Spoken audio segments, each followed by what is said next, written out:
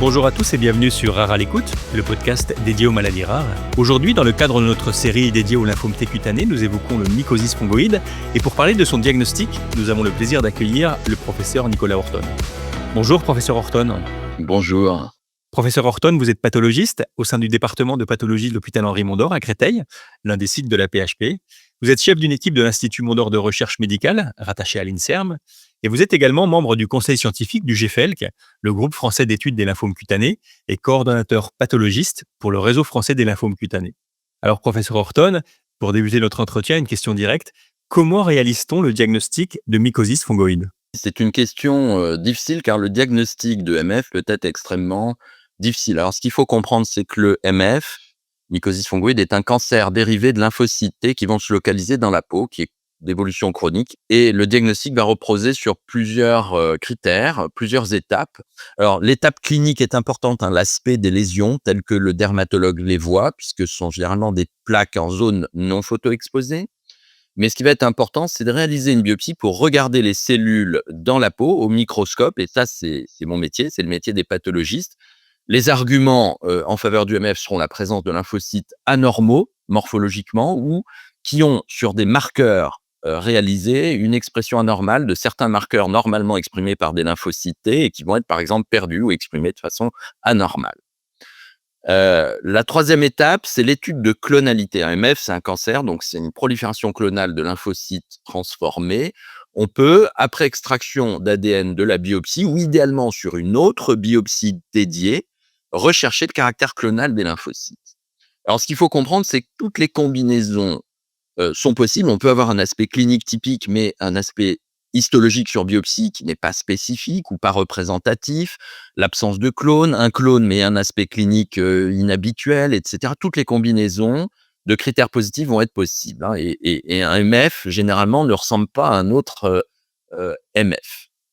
Et de fait, en fait, ce qui est difficile dans ce cancer, c'est que les cellules tumorales sont elles-mêmes des lymphocytes et qu'elles sont mêlées, comme tout cancer, à d'autres lymphocytes de la réaction immunitaire antitumorale. Et parfois, ces lymphocytes réactionnels qui, eux, sont normaux, sont plus nombreux que les lymphocytes cancéreux. De fait, parfois, la clonalité va donc revenir négative parce qu'il y a plus de lymphocytes normaux que de lymphocytes du cancer clonaux. Alors, ce qui peut aider, et c'est souvent nécessaire, c'est de multiplier les biopsies dans le temps et l'espace, donc c'est-à-dire sur plusieurs territoires cutanés pour se donner la chance d'avoir localement, au moins sur une des biopsies, un aspect typique, et il n'est pas rare de mettre plusieurs mois, voire plusieurs années et plusieurs séries de biopsies avant d'arriver à avoir un diagnostic définitif. Et parfois même, on est amené à traiter les malades avant d'avoir une certitude diagnostique. Alors justement, vous l'avez rapidement évoqué, en cas de persistance du doute, à quelle distance refaire une biopsie ? Il n'y a pas de recommandation consensuelle pour cela. Ce qui est certain, c'est que la plupart des malades, en fait, vont avoir besoin de plusieurs séries de biopsies pour avoir un diagnostic positif. C'est pas toujours le cas, mais c'est fréquent. En général, on va évidemment reprélever les malades si les lésions cutanées évoluent sur le plan clinique ou qu'elles répondent mal aux traitements qui vont être administrés de façon empirique quand on a une inflammation de la peau, qu'on pense ou pas qu'il s'agisse d'un MF. Alors, lorsqu'on va refaire une évaluation diagnostique avec de nouvelles biopsies, en fait, l'idéal, c'est ce qu'on fait à l'hôpital Henri Mondor, c'est de pratiquer une fenêtre thérapeutique, c'est-à-dire qu'on va arrêter les traitements avant de refaire une biopsie pour se donner la chance d'avoir des lésions plus typiques et d'éviter en fait que ces traitements n'aient rendu le diagnostic encore plus difficile en détruisant une partie des cellules tumorales. Mais il n'y a pas de consensus, cette évaluation va se faire lors de la consultation de suivi à 3 ou 6 mois si le diagnostic n'a pas été établi et éventuellement plus rapidement, encore une fois, si la maladie a évolué et selon la demande du patient, bien entendu. Et à ce stade, quels sont les principaux diagnostics différentiels à écarter ? C'est une vaste question. Mes collègues dermatologues cliniciens disent souvent la syphilis est la grande simulatrice, c'est-à-dire qu'elle peut ressembler à beaucoup d'autres maladies de la peau. Moi, j'ai tendance à dire à mes élèves, mes étudiants, que au microscope, le grand simulateur, c'est en dermatologie le MF, parce que le MF peut ressembler en fait à quasiment tout ce qu'on connaît en termes de pathologies inflammatoires. Alors évidemment, les diagnostics différentiels les plus fréquents sont les maladies inflammatoires de la peau les plus fréquentes, donc l'eczéma, que ce soit l'eczéma de contact ou l'eczéma généralisé atopique, le psoriasis, le lichen. mais le MF peut ressembler à peu près tout ce qu'on connaît. Alors, c'est intéressant, hein, parce que ça pose une question d'ordre, on va dire, physiopathologique, hein, mécanistique. Est-ce que finalement le MF est un cancer qui se développe à partir d'une cellule inflammatoire dans le cadre d'une inflammation cutanée, hein, puisqu'il a une présentation qui est souvent celle d'une maladie inflammatoire, ou est-ce que ces patients ont réellement une maladie inflammatoire et des cellules tumorales qui circulent et qui vont, dans cette maladie inflammatoire, trouver un incubateur pour se développer? Personne n'a encore pu répondre à cette question extrêmement intéressante, je pense.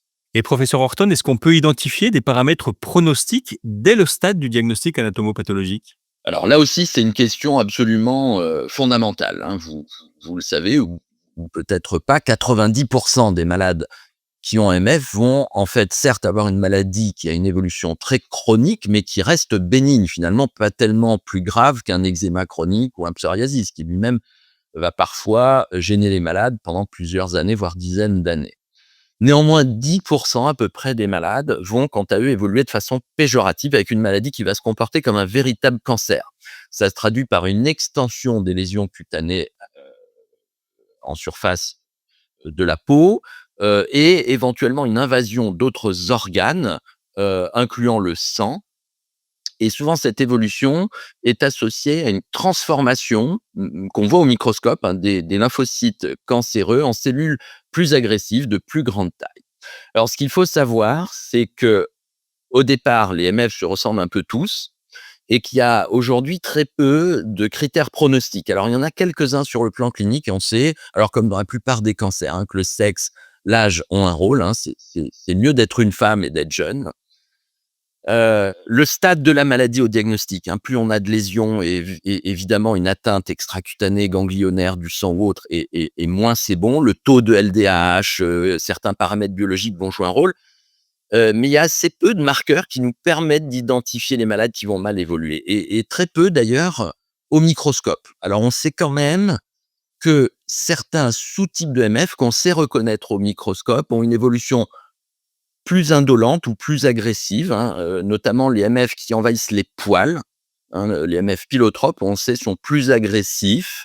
Ils répondent moins aux traitements, notamment aux traitements appliqués à la surface de la peau, hein, les traitements topiques, ce qui se comprend bien, puisque les cellules tumorales qui sont folliculotropes, qui envahissent le poil, vont s'étendre profondément dans la peau, puisque le poil est une structure qui s'enfonce profondément dans la peau, hein. Donc ces cellules vont être moins accessibles aux traitements administrés par voie extérieure. Alors, peu de paramètres histologiques. C'est vrai qu'à l'hôpital Henri Mondor, il y a quelques années, nous avons mené une étude sur des cas recrutés à l'échelle nationale où nous avons montré que l'existence de pustules, même parfois identifiées seulement au microscope, avait une valeur péjorative à identifier des malades qui évoluent mal. Mais ces MF pustuleux sont très rares, représentent moins de 3% des cas. Donc, il y a un véritable enjeu à identifier de nouveaux marqueurs pronostiques pour identifier les patients qui évoluent mal et se concentrer le suivi sur cela. Et en cas de reprise évolutive, comment faire le diagnostic de récidive? Alors là, j'ai envie de dire, on revient à la première question. On va utiliser les mêmes critères que ceux qui sont utilisés au moment du diagnostic. Donc, je vous rappelle la triade, aspect clinique des lésions, hein, donc des plaques chroniques sur les zones non photoexposées, l'aspect morphologique des cellules dans la biopsie cutanée, leur répartition dans la peau, euh, l'expression anormale de certains marqueurs qui sont normalement exprimés par des lymphocytes normaux, et puis la clonalité. Alors sachant que là, la clonalité prend toute sa valeur parce que si on a eu la chance d'identifier un clone T au diagnostic, eh bien, l'identification d'un clone T qui va être identique à celui du départ va être évidemment un argument très fort en faveur d'une reprise évolutive, hein, puisque ces outils moléculaires, les outils moléculaires actuels nous permettent de caractériser, hein, les clones T, hein, et de distinguer un clone T d'un autre clone T.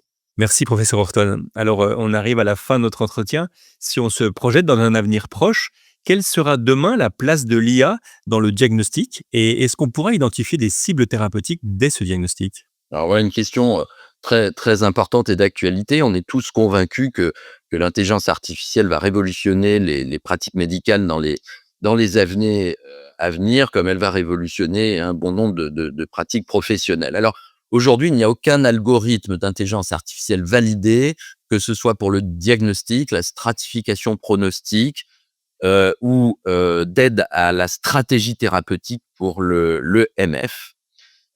Néanmoins, il y a des études qui ont montré que l'IA est capable de faire le diagnostic différentiel à partir d'une lame colorée issue d'une biopsie cutanée entre un MF et une maladie inflammatoire. Elle semble également, d'après des résultats récents, capable d'identifier les patients à risque évolutif. Et on a dit tout à l'heure à quel point c'était important d'identifier ces 10% de patients à risque évolutif, et parce que bien sûr, suivre tous les malades a un coût en termes de santé publique et de temps médical.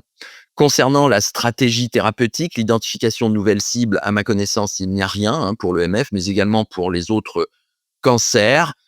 Mais on peut rêver que ce soit le cas un jour. Et quand on voit les miracles que fait l'IA pour ce qui est du diagnostic et de la stratification pronostique dans d'autres modèles de cancer et pour le MF, eh bien, on peut imaginer que ce sera le cas un jour.